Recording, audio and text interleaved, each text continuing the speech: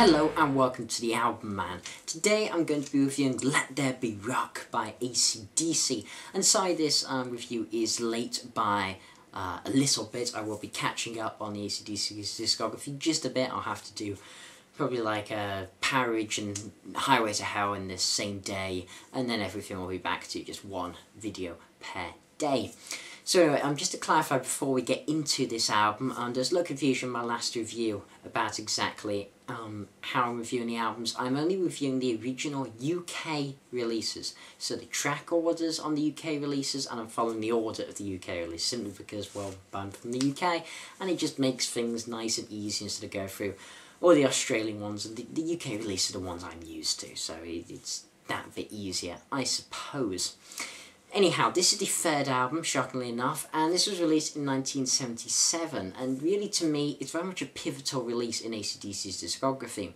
I would argue it's really the first true classic of the Bon Scott era. Here they turn away from their boogie rock, bluesy rock and roll style and really carve the hard rock style that would become their trademark in later years. This isn't the peak of the Bon era, however, but to me this really is the beginning of greatness. And this album was also the last to feature Mark Evans on bass. Not that anyone really gives a damn, because AC/DC's bass lines have never been that interesting, memorable, or really even noticeable.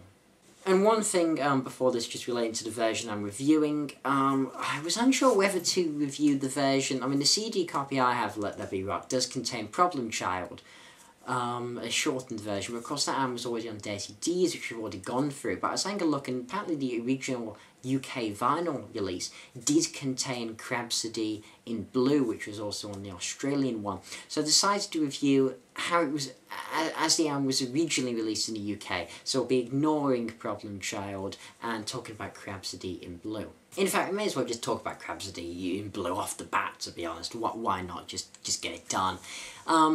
It's not a song I really like. If I'm going to be honest, it's probably the weakest song on the album.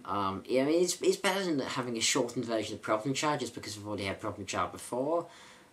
But that's only, I mean, it's only really better than Problem Child just because I hate bloody re-releases when there were no need for it.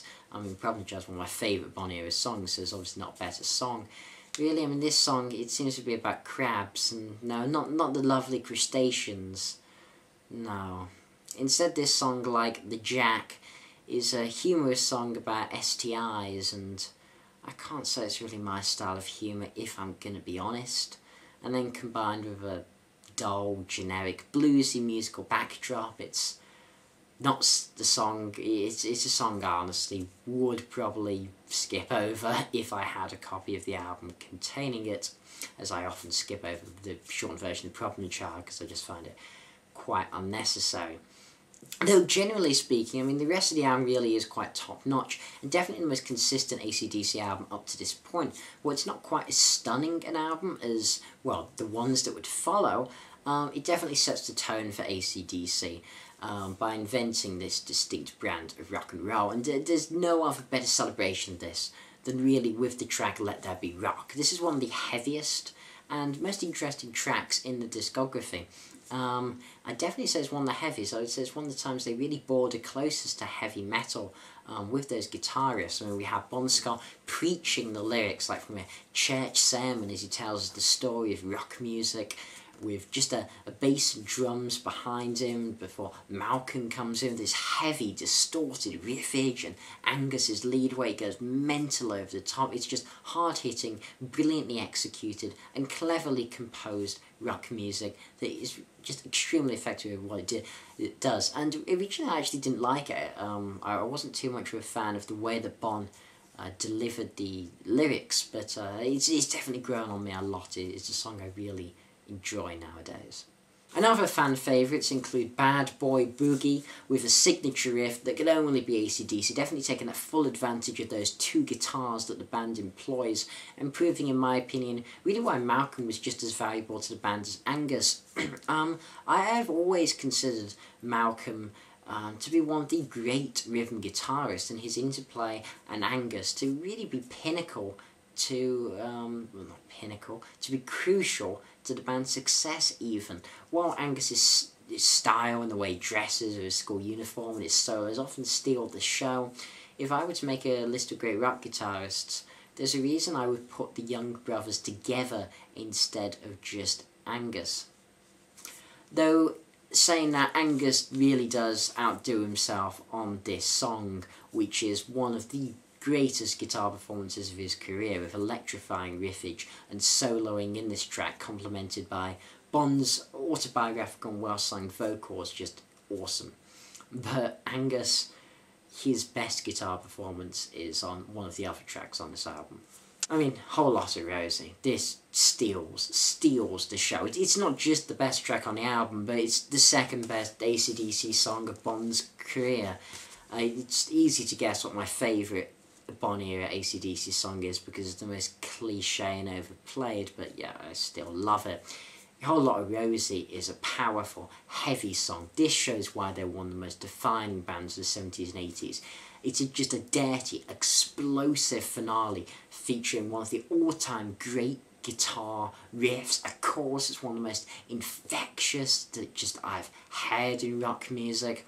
And then, if that wasn't enough, the guitar solo, the icing on this incredibly deliciously fat cake, is Angus's greatest solo. It's his greatest moment on guitar. I struggle to name anything he's done better than this, as the solo burst forth, changing speed and direction from shredding, playing bluesy stuff, drawling with the rhythm guitar. It's just a career-defining, monumental performance from everyone on this track, but particularly Angus. It's one of Bond's best vocals, Angus and Malcolm's best guitar, Phil Rudd's, well, he drums on it, and Mark Evans, well, I suppose we could say it's his best bass performance, not that you really know there's bass in the song, but hey, we'll be kind. Just, honestly, it's utterly incredible bliss, but hey, I'm sure you knew it already. Though, I mean, we're looking at the negatives of this album. Honestly, it really is only Crabsody, or Crapsody, as I may as well call it, and Overdose that are the only remotely bitter pills on the album, with Overdose yet again showing why AC/DC should never ever become a prog rock band, because they fail miserably at doing songs over 6 minutes. This is an example. This just feels drawn out as hell, doesn't pack much of a punch when it does start going, and feels like complete filler that's just clogging up the album. Just no. I mean, at least it's not about balls, so that's something. But we also have other tracks on the album: Go Down, Hell Ain't a Bad Place to Be, Dog Eat Dog, just offering solid, relentless, unrestrained, raunchy blues rock, with Hell Ain't a Bad Place to Be being another highlight, featuring some of the best riffs on the album and a very strong chorus, with Go Down having Bon pretending to orgasm over the bridge, and it's just like, you what, mate?